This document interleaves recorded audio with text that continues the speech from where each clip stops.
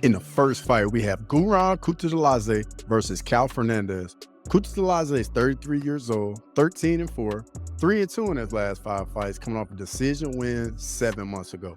Kutuzelaze lands 4.62 significant strikes per minute, absorbs 3.95, has a 47% finish rate, and is a minus 425 favorite.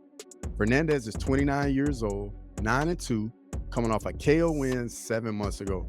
Fernandes lands 3.04 significant strikes per minute, absorbs 5.7. He has a 64% finish rate and is a plus 330 underdog. Guram's a well-rounded fighter. He's been in the UFC 5 years now.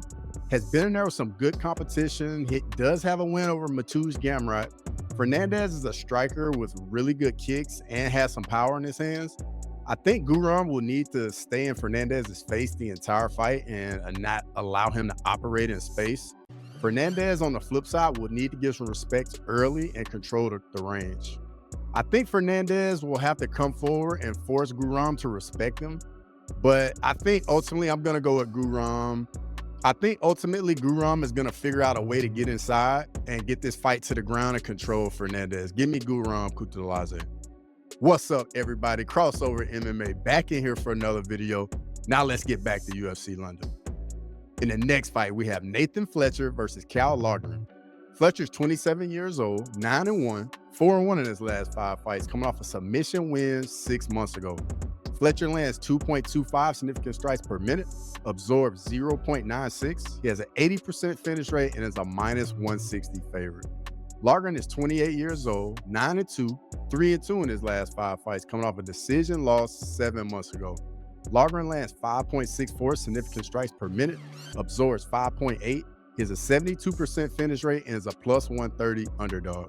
Fletcher's a heavy grappler, and he hunts submissions. Loughran's a pressure fighter with high output. Loughran does eat a lot of shots as he walks forward, doesn't show much head movement in his fights. Loughran takes one to give one. If Loughran can keep the fight on the feet, I think he'll overwhelm Fletcher with his volume. But I'm going to go with Nathan Fletcher. I just think he's going to get this fight to the ground and control the fight. In the next fight, we have Shauna Bannon versus Puja Tomar. Bannon is 31 years old, 6-1, 4-1 in the last 5 fights, coming off a decision win 7 months ago. Bannon lands 4.37 significant strikes per minute, absorbs 3.77. She has a 29% finish rate and is a minus 185 favorite.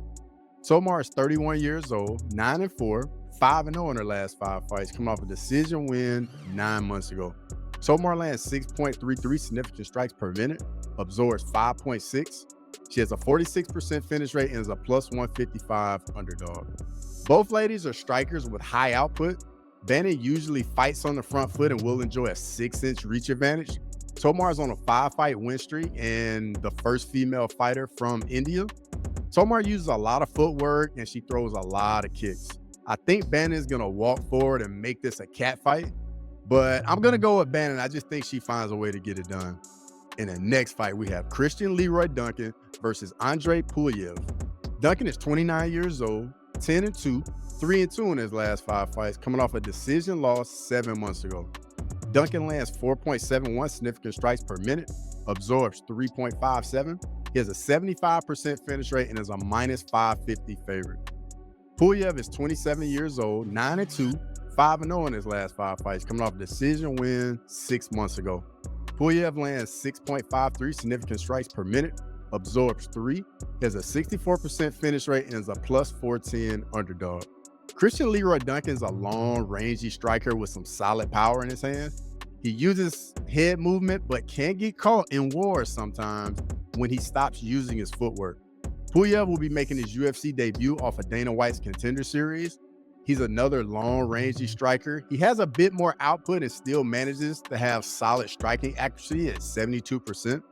Pulyaev is also on a 5-fight win streak. I think this will be a big step up in competition for him. I think this fight will be a lot of fun and wouldn't surprise me at all if we see a finish here, but I'm going to go with Leroy Duncan to get back to his winning ways and get the job done. In the next fight, we have Marcin Tybura versus Mick Parkin. Tybura is 39 years old, 26-9, 3-2 in his last 5 fights, coming off a TKO win 3 months ago. Tybura lands 3.57 significant strikes per minute, absorbs 3.26. He has a 49% finish rate and is a -140 favorite.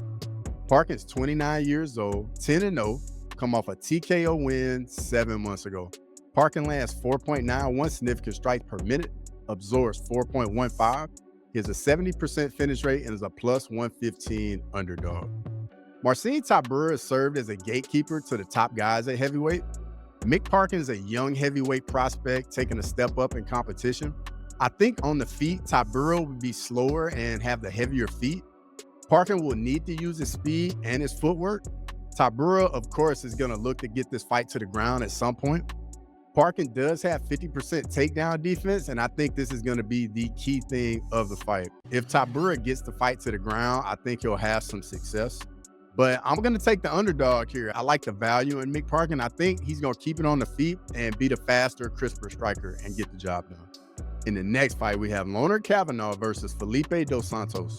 Kavanaugh is 25 years old, 8-0, coming off a decision win 3 months ago. Kavanaugh lands 3.62 significant strikes per minute, absorbs 3.45. He has a 63% finish rate and is a -395 favorite. Dos Santos is 24 years old, 8-2, 3-2 in his last 5 fights, coming off a decision loss 6 months ago. Dos Santos lands 3.87 significant strikes per minute, absorbs 3.78. He has a 50% finish rate and is a +310 underdog. I think this will be one of the most exciting fights on the card. Both young prospects. Dos Santos has faced some good competition in Andrey Lima and Manel Kape. This will be Kavanaugh's second fight in the UFC. Dos Santos will enjoy a 3-inch reach advantage. He fights out of shooter box, so we know he's going to walk forward with that Muay Thai style. It's a tough one for me, but I'm going to go with Kavanagh in a very competitive fight. In the next fight, we have Jai Herbert versus Chris Padilla. Herbert is 36 years old, 13-5-1, 2-2-1 in his last 5 fights, coming off a decision win 7 months ago. Herbert lands 3.16 significant strikes per minute, absorbs 3.37. He has a 53% finish rate and is a -120 favorite. Padilla is 29 years old, 15-6, 5-0 in his last 5 fights, coming off a TKO win 6 months ago. Padilla lands 5.8 significant strikes per minute, absorbs 4.93. He has a 62% finish rate and is a +100 underdog. Jai Herbert is looking to get on a 2-fight win streak. He's been very up and down in the UFC, and I think he'll be fighting to stay in the UFC. Padilla is very high output, and he looks to finish the fight. I think this fight will play out on the feet. Herbert will enjoy a 3-inch reach advantage, and Padilla does add a submission element to his fight as well. I think this will be a fun one, as it'll be mostly a striker's delight.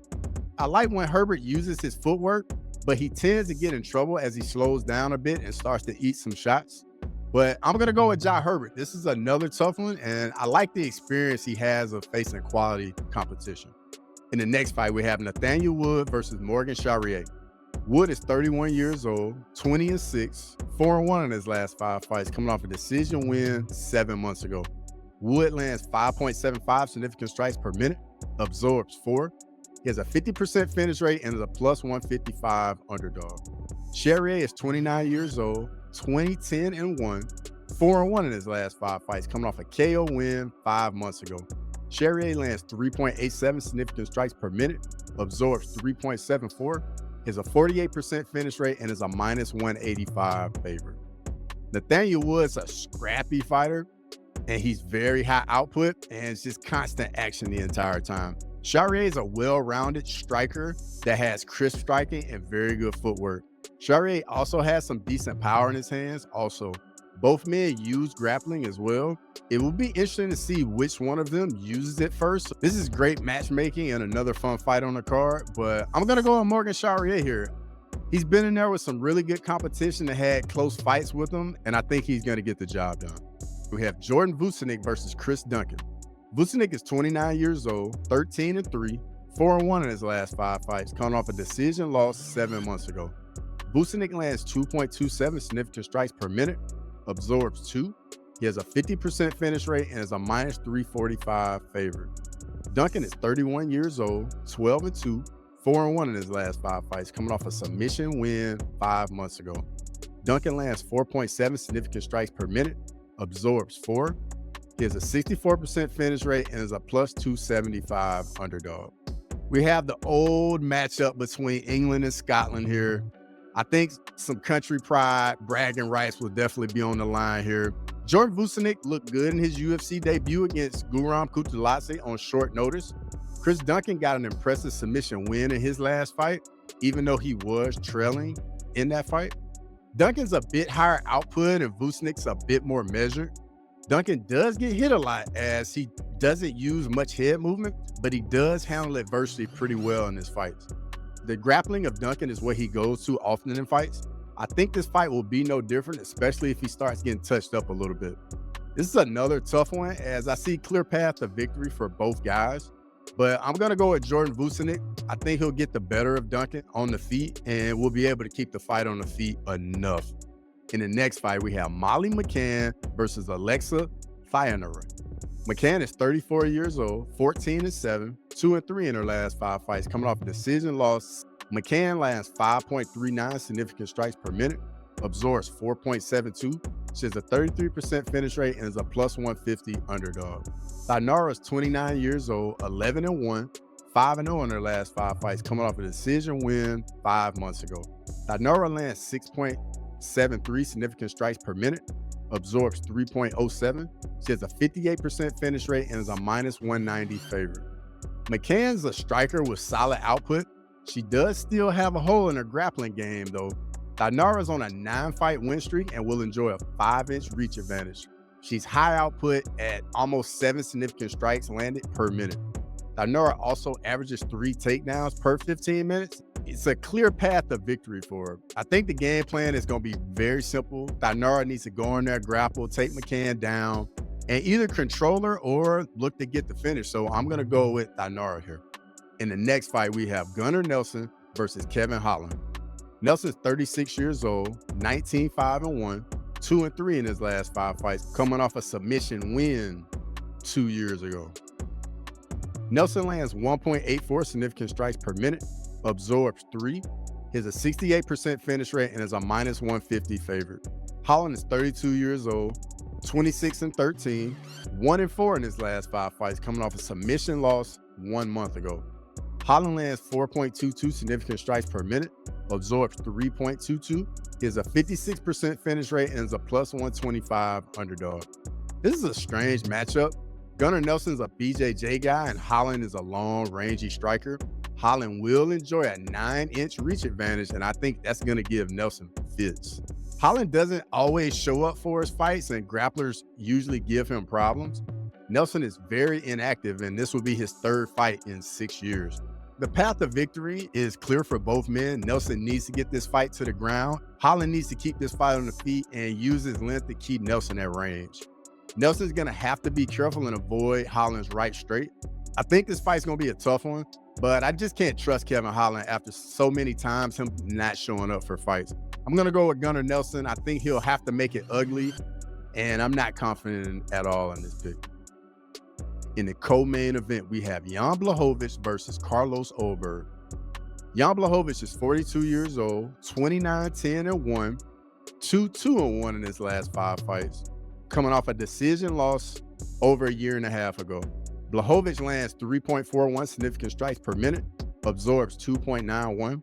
He has a 45% finish rate and is a plus 185 underdog. Ulberg is 34 years old, 12-1, 5-0 in his last 5 fights, coming off a decision win 3 months ago. Ulberg lands 7.2 significant strikes per minute, absorbs 4.27.